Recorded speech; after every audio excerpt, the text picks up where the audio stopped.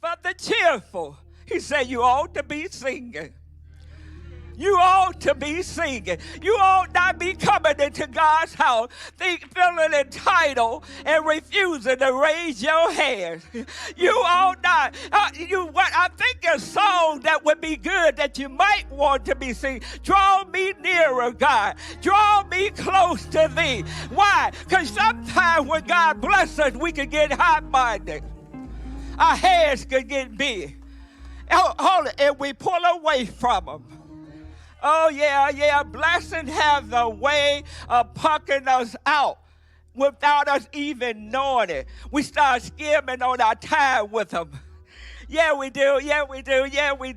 We start skimming on our time with them, and we start getting involved in other things, and then we start taking them on the way. That devotional time has came down to maybe 2 to 3 minutes. That's just the truth of the matter. But then he said, for those that you ought to sing a song. You're cheerful. God's been good. You got the house that you prayed for. You got the husband that you prayed for. You got the job that you prayed for, and you got the healer that you asked God for. You're cheerful.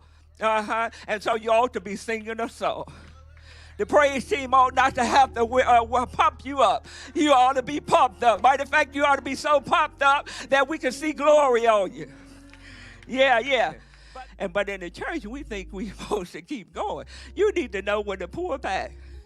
I say you need to know when to pull back.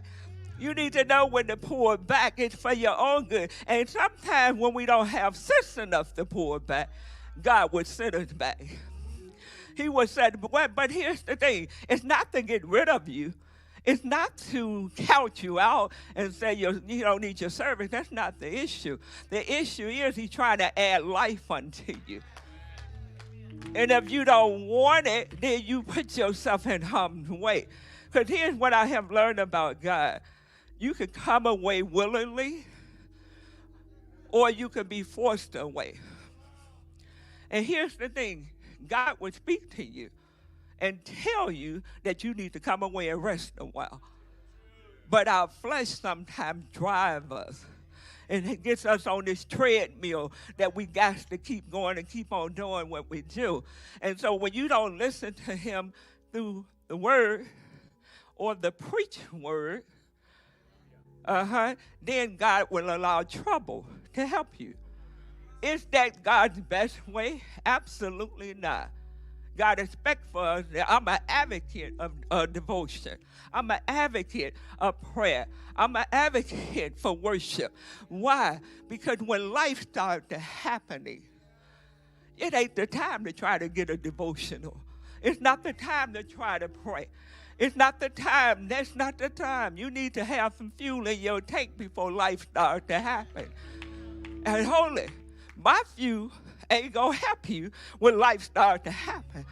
I can pray for you, but at the end of the day, he said, call upon me, and I would answer you. He going to answer you.